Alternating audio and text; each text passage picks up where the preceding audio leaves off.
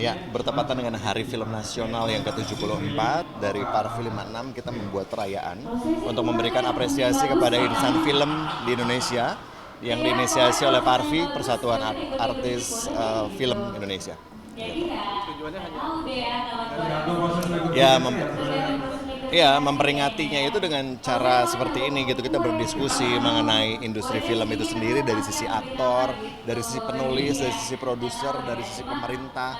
Semua insan film atau sinias itu kita undang untuk berdiskusi mengenai kemajuan industri film Indonesia itu sendiri. yang masih jadi PR apa nih? Banyak kalau yang masih jadi PR sih ya, yang masih terus diperjuangkan itu adalah mengenai jam kerja dan status aktor sebagai pekerja gitu ya, sebagai pekerja bukan sebagai buruh gitu. Itu juga salah satunya. Kenapa? Ya, di sini kan terbuka ya, suara dari sutradara, dari produser, semuanya banyak sekali gitu yang berdiskusi masalah-masalah yang sebetulnya amat sangat jarang untuk didiskusikan. Makanya di sini terbuka, boleh ngomong apa aja gitu kan, dari sisi produser seperti apa, dari sisi pemain seperti apa, dari sisi penulis, semuanya ditumpahkan di sini gitu. Yang harapannya menjadi sebuah konklusi dan kesepakatan untuk mereka semua untuk menjadikan sesuatu yang masih PR tadi jadi ada jawabannya gitu. Termasuk kan ada dari Kemenparekraf juga yang hadir, di mana mereka juga sangat punya kontribusi besar untuk industri film dan juga keaktoran.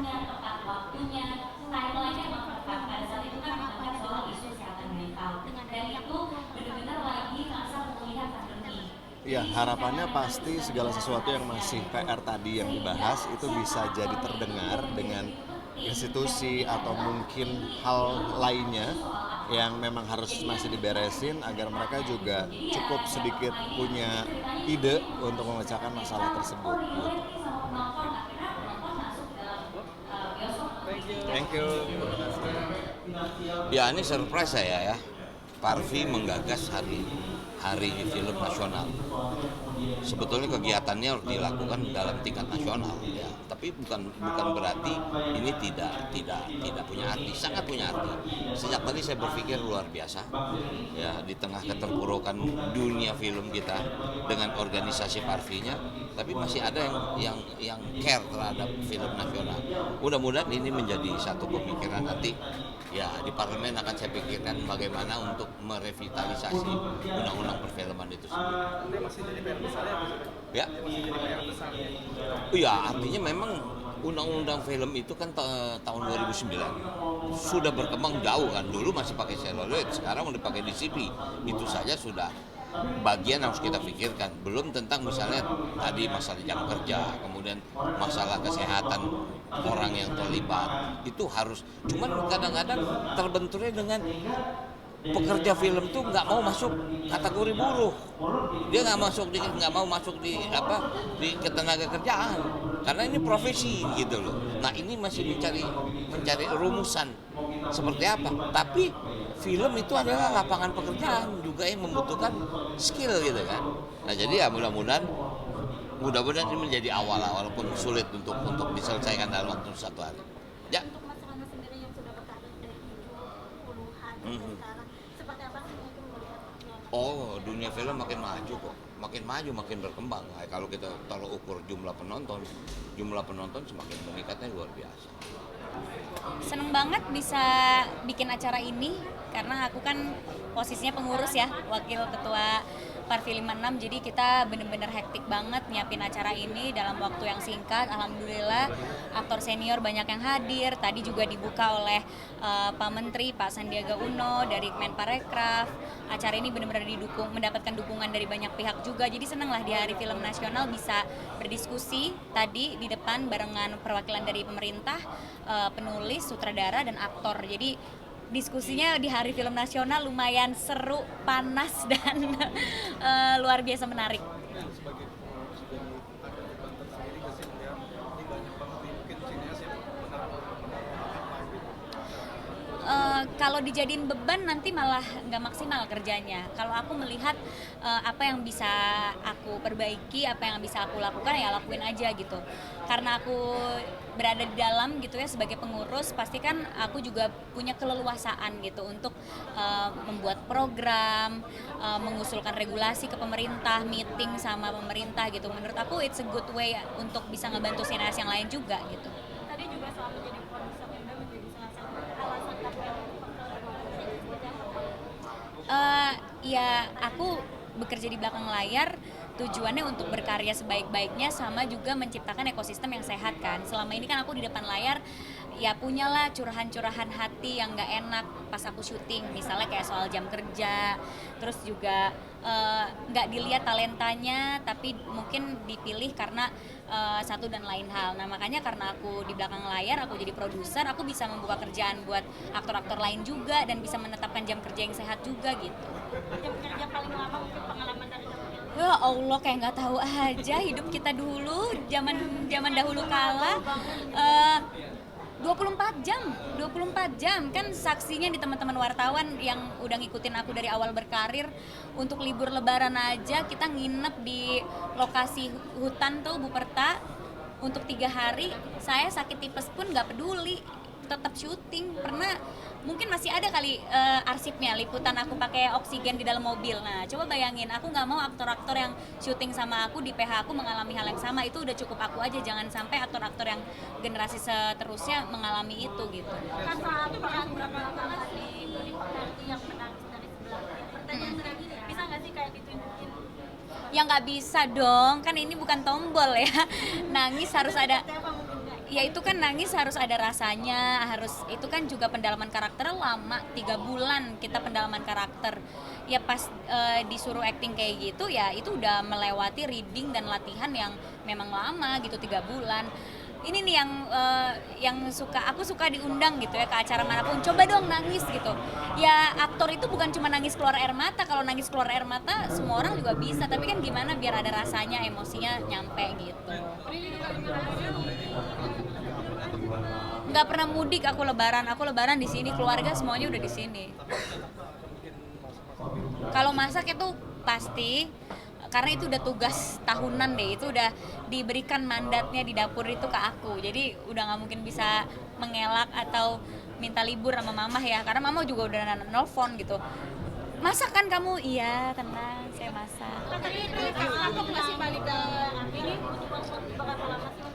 Kalau udah masuk karakternya nggak lama, dalam waktu 30 detik juga aku bisa nangis, tapi ya harus masuk ke dalam karakternya dulu, nggak bisa tiba-tiba lagi wawancara gini aku disuruh nangis, nggak, karena aku bukan robot. Tapi kamu kapan sih balik ke syuting sinetron? Kan kamu bilang jam kerja yang gitu. Kalau jam kerjanya masih kayak gitu, aku kapok sih, karena aku punya kesibukan lain, nggak mungkin hidup aku cuma syuting doang gitu. Tapi ya kalian gak sih main balik ke syuting streaming kayak gitu?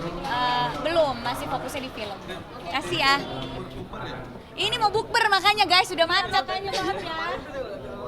Bertemu SMP juga kemarin. Iya, sama teman SMP. Hari ini acaranya Vidi, besok bukber sama sinemaku, besoknya lagi. Setiap hari puasa ini makin sibuk karena bukber. Teman-teman kemarin SMP udah ada yang bawa anak segala macam. Iya. Udah bisa timing juga pasti pengen. Nggak ada, kan kita membawa masing-masing ya. Mereka bawa anak, bawa suami, aku bawa diri aku sendiri dan karir. Terima kasih ya. Dadah.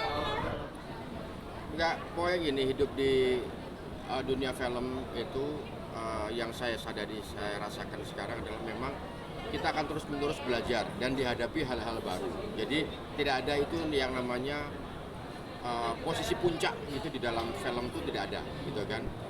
Bahkan orang yang mengatakan bahwa wah sudah senior nih, gitu kan, udah puncak nih di film. Buat saya itu justru malah dia tidak puncak, gitu kan. Dia berada dalam kemunduran yang amat sangat gitu.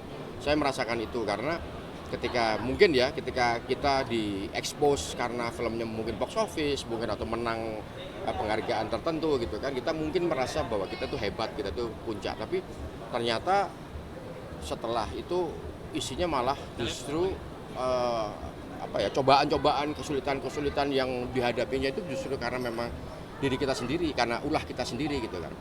Ulah kita yang puas terhadap diri kita sendiri, puas terhadap apa yang sudah kita capai gitu kan. Gitu. Jadi kalau ada yang mengatakan apa namanya, freedom finance apa segala macam gitu kan. Ada yang mengatakan begitu kan. Uang itu akan datang dengan sendirinya ketika kamu sudah berada dalam sisi puncak. Buat saya itu omong kosong dan itu jangan percaya. Oke Mas, tapi gimana Mas? Itu jangan percaya dengan omongan seperti itu. Itu omongan broker, ya kan. Nah itu ujung-ujungnya ternyata nilai duit negara, ya kan. Duit negara 200 triliun apa segala macam, ya kan. Nah maksud saya nggak ada itu yang namanya freedom finance gitu kan. Itu begundal-begundal dan mereka para pemain-pemain yang jelas tidak menggunakan apa namanya kekuatan dalam dirinya, kreativitas dalam dirinya, tetapi hanya otak-atik finansial aja. Fungsi gampang awalnya kalau sekarang ada produser dan semuanya. Apa itu? Untuk Mas Hanung sendiri, Apa? menemukan Mas Hanung Cintas dong, bentar mau lihat handphone aku, ini ada masuk dong ke sini. Hilang handphonenya. Terus Mas dari jadi aktor, produser dan sutradara dan seterusnya gitu. Dari dunia Keambil. perfilman ini yang paling, ini punya siapa Mas? punya aku, Dua-duanya punya Mas. Yang paling Mas Hanung nikmati sekali di bagaimana? Yang paling membuat kita bahagia ya ketika film kita itu ditonton banyak orang, ketika apa yang kita capai mendapatkan penghargaan, diakui, itu pastilah. Tapi itu hanya sesaat, ya kan? Itu hanya kebahagiaan sesaat. Paling lama juga 1 bulan, ya kan? Setelah itu kita dituntut what's next, apa ini, ya kan? Nah, tuntutan-tuntutan dari masyarakat itu buat kita, yang membuat kita sadar bahwa kita itu tidak pernah berada dalam puncak, ya kan? Jadi tidak ada itu yang namanya apa ini maestro whatever bla bla bla, apalagi mengatakan bahwa gua seorang maestro, nggak bisa. Film itu seorang pembuat film atau seniman itu selalu menjadi seorang murid selamanya dan menjadi seorang cantrik selamanya, karena kita akan terus berusaha menggali sesuatu hal yang baru, belajar lagi, nemu hal yang baru, belajar lagi, nemu hal yang baru. Mas, begitu Mas, kalau anak-anak yang makin soleh, agama juga makin taat, untuk Mas Hanung cara menjadikan anak bisa akhirnya. Tahu dari mana anak saya makin soleh apa? Enggak ada kayak gitu makin soleh. Lu jangan bertanya menjebak kayak gitulah. Enggak mau gua nggak mau jawab. Tapi menjadi imam sholat di dalam rumah. Saya akan mengajari anak-anak saya untuk menjadi imam sholat ya ketika dia sudah dewasa, ketika bumi, ya kan, itu kalau saya nggak ada. Ini sekarang kalau misalnya saya nggak bisa taraweh karena saya harus mixing, saya harus kerja, misalnya saya menghadiri acara, bumi yang akan menjadi imam taraweh gitu. Dan itu selalu gitu. Apalagi kalau pas pas Ramadan begini, saya sebisa mungkin di Ramadan ini tidak mengambil pekerjaan, karena ini adalah momen ketika saya sholat jamaah bareng sama anak-anak saya, bareng sama keluarga. Ini aja misalnya udah jam segini tuh kan, saya harus segera pulang karena saya harus sholat taraweh dan kemudian jamaah. Itu selalu seperti itu. Dan ternyata di dalam sholat taraweh sama sholat jamaah itu anak-anak saya itu ngetes ayat bacaan, hafalan ayat dia dari sekolah kan.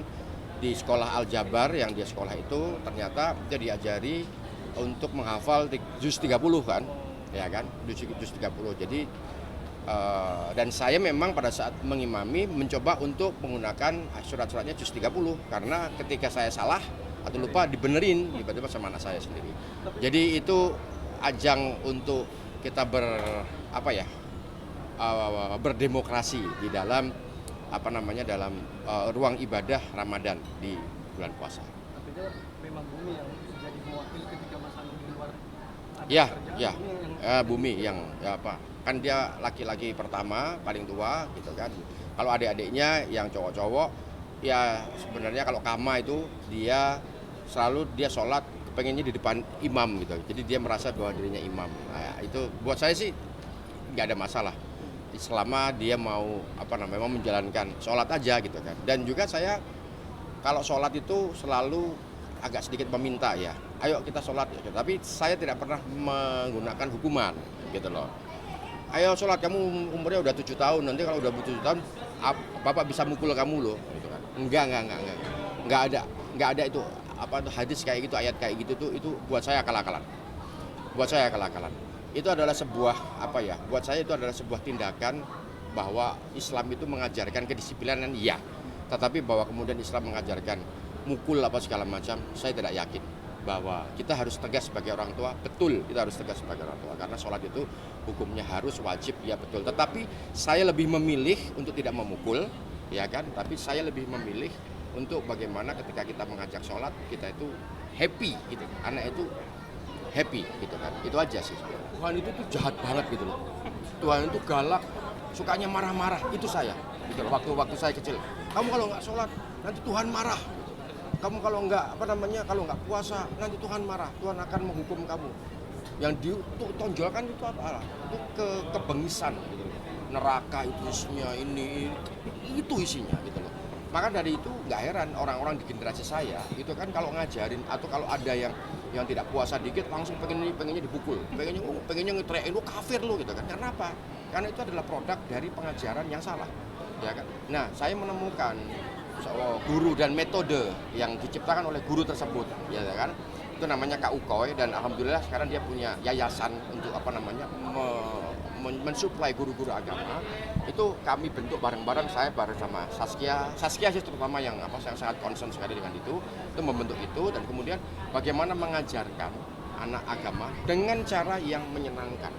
Jadi makanya nggak heran kalau kemudian anak saya udah hafal aja juz 30 udah hafal gitu loh. Tiba-tiba pada saat saya ngimamin sholat witir, terus kemudian saya membaca surat Al-Ala, Sabbihis marobikal Al-Ala di situ kan tiba-tiba ada yang silap, ada yang salah. Kala membetulkan gitu kan. Itu saya kaget. Oh, kamu hafal Kala? Hafal dong. Dia ngomong hafal gitu. Itu dari siapa?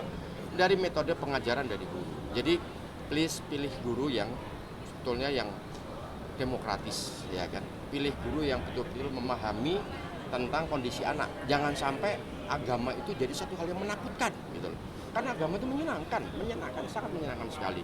Dan isinya itu sebetulnya bisa sangat bisa sangat membuat orang tuh menggunakan jilbab itu tuh bukan karena paksaan gitu kan, bukan karena kamu kalau nggak pakai jilbab ini loh rambut kamu tuh nanti akan terbakar, aduh nggak gitu loh. Maka dari itu kan banyak sekali orang-orang kan ketika mau sholat tuh ntar dulu dah saya masih kotor gitu kan, nanti dulu sholatnya saya masih sering dosa, nanti dulu puasanya saya masih sering. Nggak ada hubungannya. Kita tuh sebagai manusia itu tuh memang sudah diciptakan dengan ketidaksempurnaan. Jadi apapun keadaannya tetap harus beribadah, tetap harus sholat. Memangnya kalau saya udah sholat, memangnya kalau saya udah haji, terus kemudian saya nggak boleh dosa? Ya nggak bisa gitu kan. Karena memang fitrahnya manusia itu penuh dengan salah, penuh dengan dosa gitu. Itu aja sebetulnya. Jadi saya nggak mau ngajarin anak saya dengan cara seperti itu.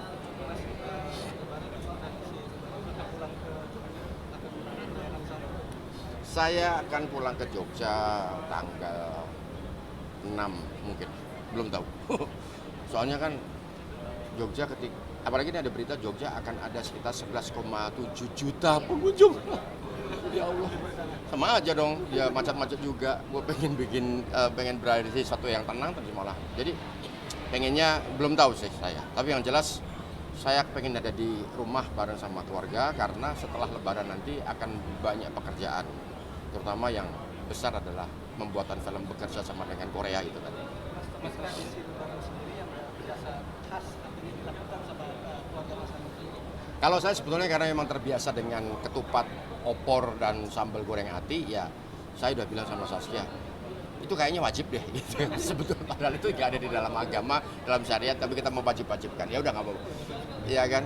Nah, tapi selalu ada itu. Jadi ada opor ayam goreng, sambal goreng ati dan ketupat. Terus kemudian kalau Saskia ada asam pade atau apa gitu. Jadi selalu ada dua itu. Ya. Buat orang seperti saya dan Saskia, kami membutuhkan babysitter. Tapi babysitter itu hanya membantu ya, dan tentunya kita nggak bisa menyerahkan sepenuhnya dengan babysitter. Apalagi saat ini kan banyak sekali kita mendengar kabar babysitter melakukan penyiksaan terhadap itu. Aduh ya Allah, itu buat saya itu zolim sekali. Itu tega sekali. Itu sakit itu kayak babysitter. Karena itu makanya sekalipun ada babysitter, tetap itu hanya sifatnya membantu. Tidak bisa terus kemudian kita menitipkan. Kalau toh saya menitipkan, misalnya kan pada saat itu saya haji kan. Ketika saya mau menitipkan itu kepada babysitter saya harus memastikan dulu babysitter ini udah pernah kerja sama saya minimal berapa tahun. Jadi kalau baru 1 tahun, 2 tahun baru kemudian dititipin enggak bisa gitu kan. Padahal haji itu wajib. Anak saya istri saya udah minta ayo kita haji sama saya bilang no, enggak. ya kan? Haji itu wajib, tapi wajib yang kelima. Artinya itu bagi yang mampu. Semuanya harus dipastikan dulu. Mampu itu kita bukan kita mampu bayar, tapi kita harus mampu memberikan kepercayaan kepada orang-orang yang ada di sekeliling kita untuk menitipkan anak-anak kita. Itu yang penting itu sebetulnya. Jadi itu yang pertama, dan meskipun sudah kerja sama saya lebih dari 5 tahun si babysitter itu, saya nggak bisa pasrah begitu aja. Jadi harus ada adiknya Saskia, adik iparnya, terus kemudian itu nggak bisa saya lepaskan sendirian. Terus CCTV saya pasangin semuanya. Jadi setiap hari itu saya kontrol CCTV, dan CCTV-nya harus ada suara. Harus ada suara. Jadi pada saat mau ke haji itu kita bongkar semua itu.